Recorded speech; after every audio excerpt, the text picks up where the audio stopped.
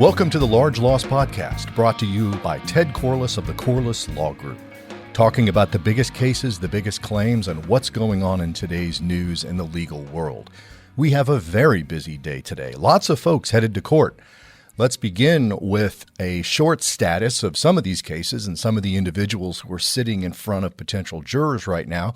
And then let's talk specifically about today's topic, which is punitive damages. Punitive damages are something that most people believe they have an understanding of, but I want to give you the perspective of the Alex Jones case for context and address some of the issues that are coming up in courts after these awards are being entered against folks like Mr. Jones.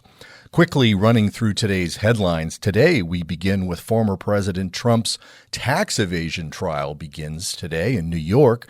Obviously, the Trump administration is using its usual efforts to delay or slow down these legal challenges to him, but this one looks to be going pretty far in the state of New York. You can expect that potentially Mr. Trump himself will testify, as well as individuals in his family. But the prosecution's star witness is his former accountant, so you can expect a lot of fireworks coming out of this one. Earlier today, Ethan Crumbley, you may remember Mr. Crumbley. He was an individual teenager in Michigan who shot and killed 4 students at a Michigan school. Well, this morning, he changed his plea from not guilty by reason of insanity to guilty. The expectation here being that he will be rewarded in some way by not going through the energy and efforts of a trial. Certainly, Mr. Crumbley didn't want to be involved in a trial, neither do his parents. Remember, Crumbley's parents are the ones that actually visited the school and were aware of his affection for firearms, provided access to munitions as well as ammunition for him, and so they themselves are facing criminal charges. We'll see how Mr. Crumbley's plea will have an effect on that. And lastly, we, of course, have Harvey Weinstein is headed back to trial today. He was extradited from prison. He's in prison in the state of New York, but he was extradited to California to face what will be his second sex crimes trial. It certainly looks like Mr. Weinstein's going to be spending the rest of his days in prison. We'll just have to find out if it's going to be in the city of Los Angeles or if he's going to stay or go back to the state of New York. We also have today Stewart Rhodes, may not be a name you immediately recognize, but Mr. Rhodes was one of the Oath Keepers leaders behind the January 6th insurrection. Or if others might not call it an insurrection, they may just call it a terrible misunderstanding of political expression. But Mr. Rhodes tested positive for COVID, and as a result of that, his trial will be briefly delayed. But he will be facing the music in front of his jury probably sometime by the end of the week, if he gets over it. Let's take time now to talk about the issue of punitive damages. I can tell you, have tried more than, I guess I'll count the 4th one. I've tried 4 cases to verdict on the issue of punitive damages here in the state of Florida. The stuff that I do tends to be very specific to punitive damages claims against insurance companies. But as a general rule, all punitive damages cases are subject to some of the same legal challenges, no matter who the defendant may be. We can talk for a moment here about Alex Jones. You may recently have read that Mr. Jones suffered a $965 million verdict against him for his actions, his publication of information associated with the Newtown shooting. A lot of really crazy stuff came out of him associated with allegations that there really wasn't a shooting, that the individual parents were hired trauma actors who were simply putting on this fake experience for some ulterior motive. I guess in the conspiracy world, they would call it a false flag. But Mr. Jones had gone to great lengths and had made enormous money by triggering activity on his various media outlets by selling these ridiculous ideas that there really wasn't a shooting or that the individuals involved in it, including the first responders, weren't really acting at the behest of the community, but that this entire experience was contrived. Well, obviously that's wrong, and that's something that was easily proven in court. And then you have the benefit of seeing his own statements that were published to the jury about this. And ultimately, that became an issue of defamation, meaning that if you have gone through the trauma associated with the violent death of a child, you are especially vulnerable. And he took advantage of that by publishing information about the parents and about the deceased children that simply weren't true. And when that occurred, a group of plaintiffs, there's a couple of groups, but one of the groups of plaintiffs finally got their case in front of a jury and argued that his actions were so extraordinary that he should not only have to pay compensatory damages, but also have to pay punitive damages to punish him for the things that he did and said.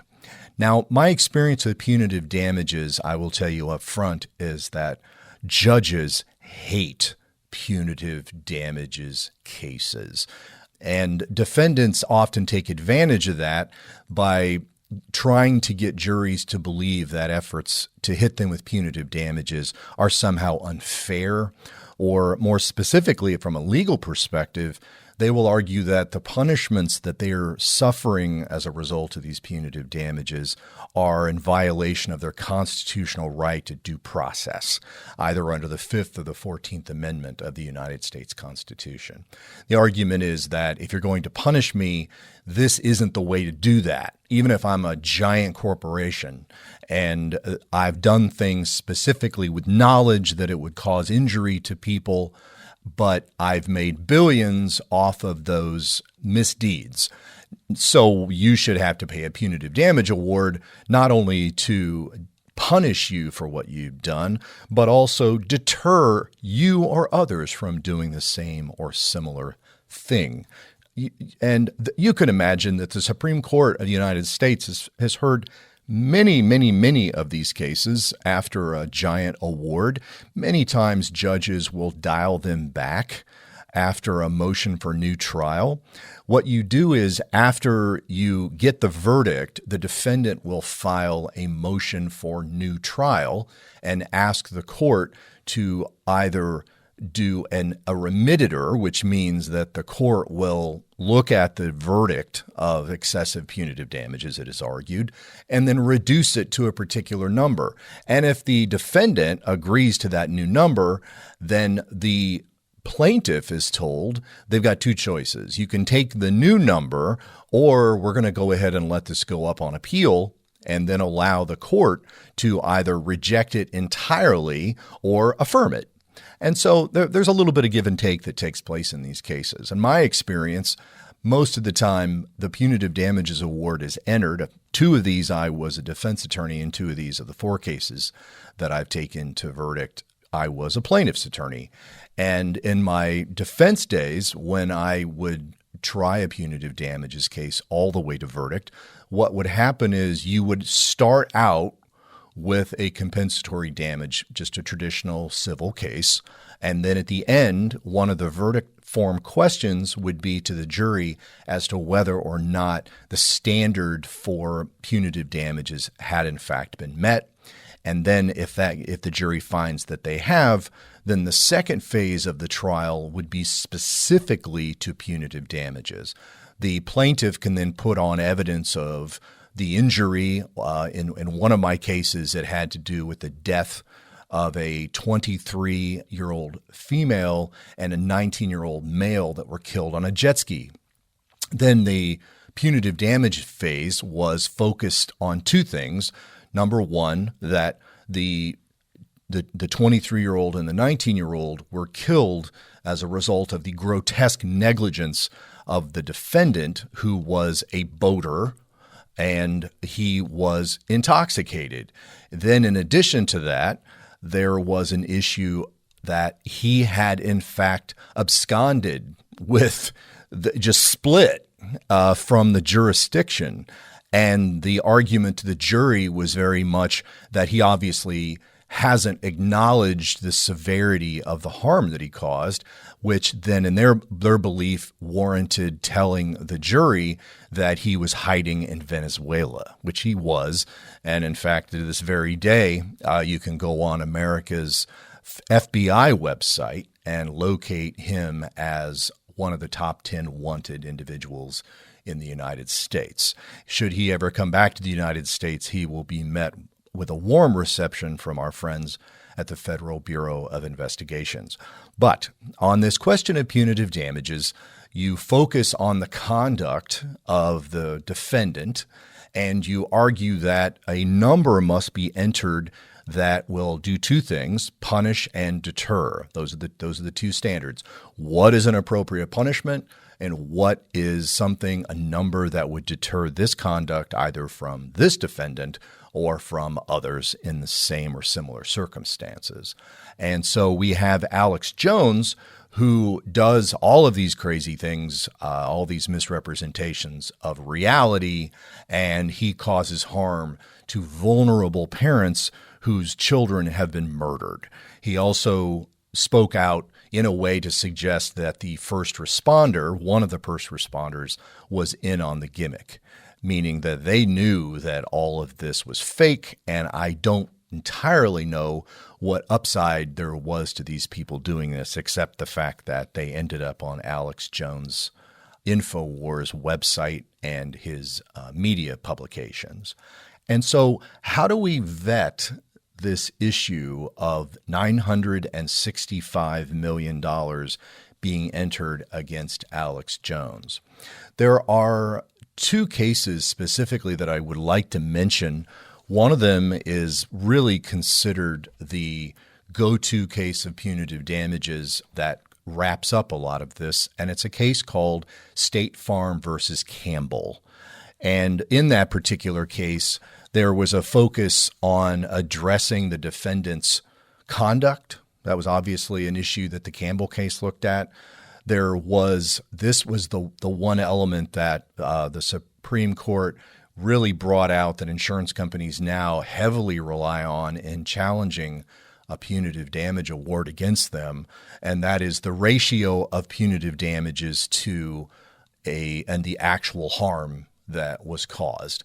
Example, if you were to establish that someone suffered $1 million in compensatory damages, many people argue that under Campbell or similar cases that the amount of the punitive damage award could never be more than 3 times compensatory. That's as much as that's the argument that most defendant, especially insurance companies, make. That's not necessarily what Campbell said. And the third issue is to look at the award as compared to the sanctions for similar conduct by other individuals, which is kind of a strange thing for me because, really every punitive damages case that I've been involved with is very fact intensive. But one of the cases that made its way it made it through the 11th Circuit, I believe, and that was a case. Well, it made it through the federal appellate court on its way to the Supreme Court in a case called Johnson & Johnson versus Ingram. Now, this was a case that was argued last year, and it was presented to the Supreme Court with the hope that the Supreme Court would write an opinion that would benefit defendants who suffer from punitive damage awards, especially those that they believe would be excessive. Now, let's be honest. All defendants think every amount of punitive damages is excessive. But in this particular case, the Johnson & Johnson versus Ingram was a case associated with the talcum powder cases that are making their ways through state and federal courts. The talcum powder case is associated with this idea that exposure to the Johnson & Johnson talcum powder caused various forms of cancer to the users of the product. I've looked at the data to support this, and it's pretty clear that if you use these products, you are increasing your risk, especially for those kinds of cancers associated with there's cervical cancer as well as ovarian cancer. And that's partly because people who use these products use them in those areas. And if you have some trouble understanding why talcum powder could cause injury or even death, it's simple. If you've ever heard of asbestos, asbestos is a mineral fiber that is used for various insulation purposes. I did find out recently, just by pure happenstance, did you know that asbestos is not actually illegal? And the individuals who manufacture it have spent so much money going to state and federal regulators that you can still use it. And there are still workers who are occasionally exposed to asbestos. And the idea is simple. These particular fibers are not digestible by the human body. So when they get it, your body is exposed to it, especially when it's a fiber that you inhale, or if one that you may have applied in a personal area and it then gets to your individual organs. It's something that your body, talcum powder, just like asbestos, is a mineral fiber. And when you're exposed to it, you can get a whole variety of diseases, cancer being one of them, but also something on the lung side called mesothelioma. That's what you get. Asbestos exposure will cause that. And so you have this product that it turns out Johnson & Johnson was aware of the higher risk of these cancers, but they never really published that information. And certainly there was nothing on the bottle of Love's Baby Soft, or what was this product called? Just talcum powder that was sold by Johnson & Johnson. And those individuals who suffered death or serious injury from it ultimately were in front of Johnson & Johnson in a courthouse. And so the amount of the award that was entered against them was substantial and in parts not worth me explaining right now. And so this particular case when it made its way through the appellate courts, headed to the Supreme Court, and the Supreme Court chose not to hear the Johnson & Johnson case in 2021. And so now we have this rather almost surreal verdict against Alex Jones, and what is the likelihood that that number is going to remain what it is? I would expect that it's going to come down, not that it will come down and Jones will pay it. He claims he does not have the resources. I don't know the answer to that. I do know that there's some evidence that he has, whether you like it or not, smartly hidden some of his assets in the event he was hit with a verdict like this. He didn't even appear in court the last day to even hear the verdict, which I think was a mistake for a lot of reasons. But he didn't, and instead he sat in his studio, and when the verdict came back, he actually did a commentary on it, which I thought was very, very odd. And again, not real smart, because it doesn't show a lot of respect to the process. And sometimes I think judges you'll suffer at the hands of those decisions because the judges want you to be involved in the process. And the fact that you weren't there could very well be an element of your state of mind when we are challenging this award. So I certainly, as his lawyer, would have told him to stand there, take it, and then we'll deal with it legally on the other side. And so let's look at the elements. The conduct itself of Mr. Jones was highly offensive, and it was deliberate. He didn't do these things with the belief that what he was saying was true. There's some indication he knew very well that what he was saying wasn't true. And he based whatever evidence he had to support these ridiculous ideas on things that he knew weren't credible. These are the same people, the same kind of guys that are running around talking about QAnon and talking about pedophilia at pizza restaurants. And so this is his game, is taking ordinary circumstances and turning them on their head by introducing a lot of silliness and craziness that hurt a lot of people. So his conduct was very specifically tailored to hurt the individuals. He named them, and they became the target of a lot of violence and threats because he had turned all of these people against the victims of the Newtown shooting. Now, I talk about specific intent because there is a Supreme Court case that addressed this issue of specific intent, and that's the BMW of North America versus Gore case. Now, what happened in that particular case was it's not as sexy as the facts in some of these other cases, but it makes the point.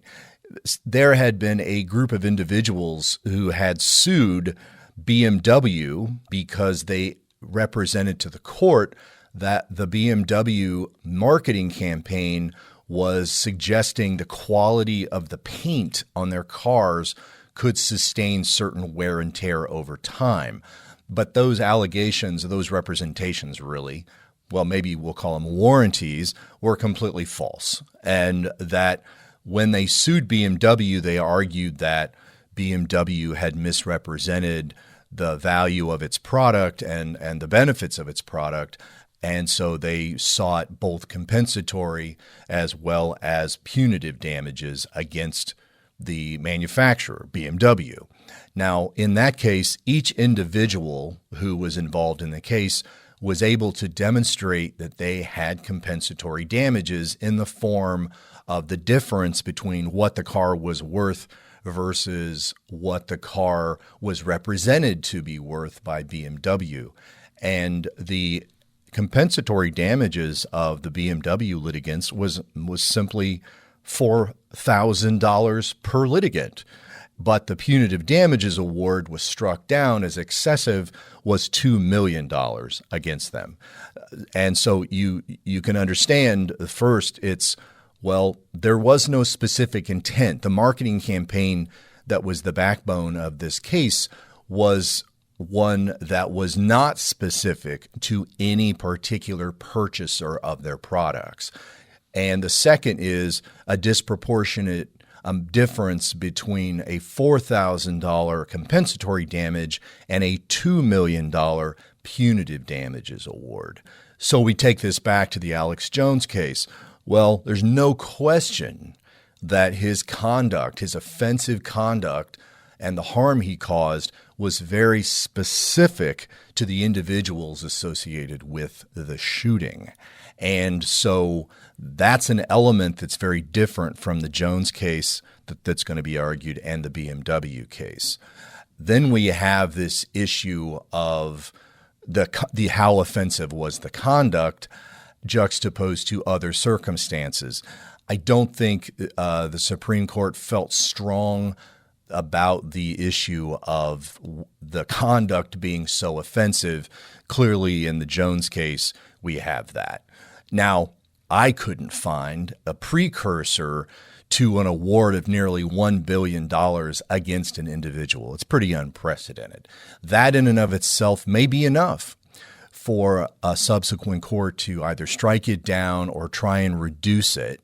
Most of the time, what would happen is if it goes to the court, they're going to go yay or nay. They're going to go, it's appropriate or it's unreasonable. And if it's unreasonable, they're going to send the case back to the trial court for a new trial. And so the thing that Jones needs to understand is his very best day is that the verdict on punitive damages gets tossed and that he will have yet another trial on the separate issue of just punitive damages. Punitive damages cases in Florida are oftentimes found in what I do, which is I sue insurance companies. And I sue insurance companies for conduct that traditionally, while focused on my client insured, are usually baked into the process, meaning that in order to get punitive damages against an insurance company, yes, you have to show reckless disregard for the rights of the insured or willful, wanton, or malicious. And if you can first show willful, wanton, or malicious or reckless disregard of the rights of an insured, then you also have to establish that the actions that were taken by the insurance company are not simply a one-off, but are what the statute 624155 calls a general business practice, that you are able to show conduct of a frequency, it asks, that you are able to establish a general business practice of acting against the better interests of the individual insureds. I recently tried one of these cases. It was just these last couple of months before the summer, and now that case is up on appeal, much to do with decisions that were made by the court at the conclusion of the trial. And we'll see how that comes out. But we're getting a lot of these same arguments about violations of due process, excessive amount juxtaposed to the amount of the compensatory damages versus the punitive damages award. And we'll see how that case particularly comes out with the current, temper of the courts. I will tell you that I find myself, when I'm talking about punitive damages to a court, the court's pretty hostile to me about punitive damages. And at this point, the pendulum seems to have swung a little bit, I think, too far to the benefit of insurance companies who know better for a lot of the things that they do. And especially in the case that we tried, the conduct of the insurance company was not an isolated event in that claim. It was a circumstance where the insurance company attempted on 4 different theories to not pay the insured. And so they knew the first time when the court rejected their attempt to not pay the insured, they came up with another reason why they didn't want to pay the insured that was not founded in law or fact. And they just kept looking for new reasons and new opportunities to not pay their insured, and they took literally 4 years to pay the claimant. You notice I never mentioned to you the name of this case, of course, because it is on appeal. But we feel very confident that we're going to win in some of these particular issues, and we have digested most of the punitive damages law here in the state of Florida to the benefit of our client. And so we are going to continue to keep our eyes on the headlines and report to you on some of these cases, whether it's the President of the United States or the former owner of a very large movie production company. So we're going to stay involved, need you to stay involved. But if you need support that we can provide at Corless Law Group, we love to sue insurance companies. That's what we do best. And we're working now on so many of the individuals that have lost so much following Hurricane Ian. Our clients have submitted claims for all of the damage, both wind and water, that was associated with Hurricane Ian. And it will take some time, but we expect that many of those claims are going to end up in my office after insurance companies either deny claims, delay claims, or underpay them based upon the coverage provided and the facts of the individual claim. Stay safe out there. You've got Ted Corless with the Corless Law Group and the Large Loss Podcast. Be well.